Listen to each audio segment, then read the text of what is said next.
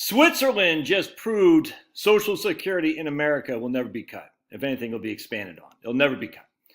And it'll be increased. So anyway, check this out from my man Vox Day. We just came inside, Poochies. Poochie just came inside. The end of economic ideology. I could not agree more with this at all. And this is voxday.net. Just Vox Day is not for the faint of heart. Just FYI. So if you get offended easily, you probably don't want to read this guy's blog. I like the blog. I don't agree with everything he says, but I do like it. In fact, he just posted. I thought this was pretty interesting. He said the American dream is over. A little bit of hyperbole there, but check this out. According to Redfin, 2023 was the least affordable year for home buying on record. To buy a median-priced home to $400,000 with a median income, you'd have to spend almost 42% of your income. Whereas in 2001, it would cost you 31% of your income. So the price for just a regular Joe, a median income, median home, has gone up by 33%. That's not sustainable, man. Just not. And so thanks, Obama. Thanks, Obama. But check this out. That was and because look, I'm the guy who tries to find the positive in everything. I said I can't find anything positive in that. Can't say it's because the houses are bigger. Yeah, their houses are bigger than they were in 1975, but they certainly aren't bigger than they were in 2021. Something has drastically changed. Just throwing it out there. All right, check this out, Switzerland. Let's see. On Sunday, right here. This is what Vox says. I completely agree. There's no more economic left or right in clown world, because once a government starts primarily distributing national resources on the basis of identity groups and foreign interest, everyone on both extremes of the ideological divide realizes there's no more national interest. Any appeal to it is pointless, and therefore absolutely no point in working towards anything but maximal distribution to their own identity groups. I'm telling you, that's why these people are just bashing on white people. They're making a huge mistake. The minute whites start segregating themselves in their own identity group, it's happening. It is happening. You're over, because for decades now, whites have been the whipping boys, man. There's an old Minor Threat song from 1982 or something like that, 1983. Guilty of being white. I'm guilty of a racist crime. I've only served 19 years of my time, and basically talk about slavery. And he's the guy who wrote it, Ian MacKay. He said, I didn't do that. And he's a big liberal too. But at the end of the day, at some point, the whipping boy says, no, I don't want to be whipped anymore. I want to turn around and I want what's mine. And this is exactly what is going to be happening. Watch. All right. On Sunday, almost 60% of Swiss voters backed the better living in retirement, which will grant an additional 13th monthly pension payment to help retirees struggling to make ends meet in the face of rising living costs. So they're usually getting one pension payment a month. Now they're getting a 13th one. All right. Support for the 13th monthly pension payment initiative was exceptionally high. What's your analyst, some guy says. This is the first time that Swiss voters have clearly accepted a left-wing initiative in the field of social policy. The success can be explained by the fact it was not just a left-wing vote. The initiative also resonated with a center-right and, above all, conservative right.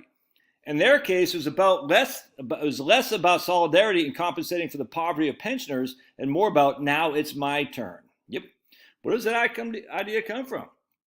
It's a protest against the past successes of the economy. The fall of Credit Suisse, the high salaries of managers, the rescue of UBS, the rescue plan for energy company Axpo.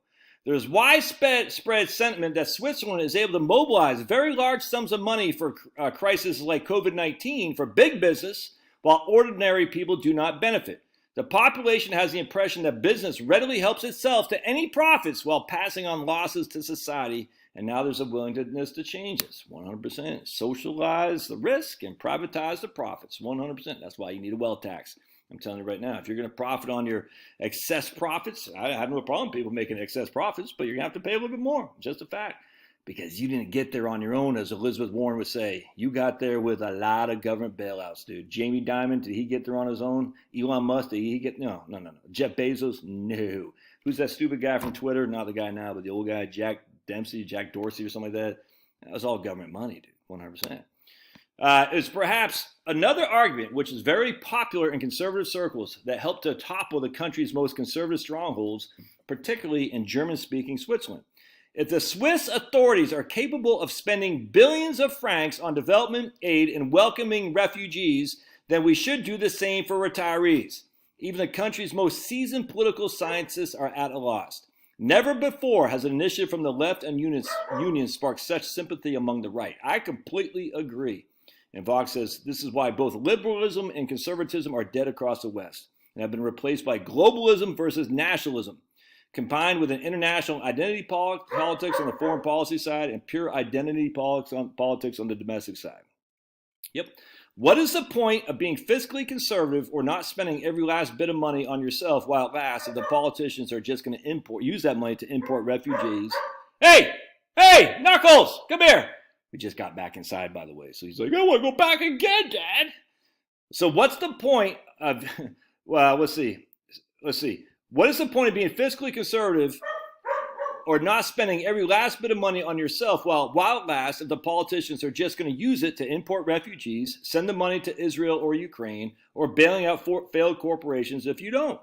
It's an irrefutable argument. This is why clown world will inevitably turn against its own sacred cow of democracy before it collapses. I completely agree, and I just looked right here. The Swiss embraces pension increase while firmly rejecting a rise in retirement age. Decided to boost pensions was a protest vote.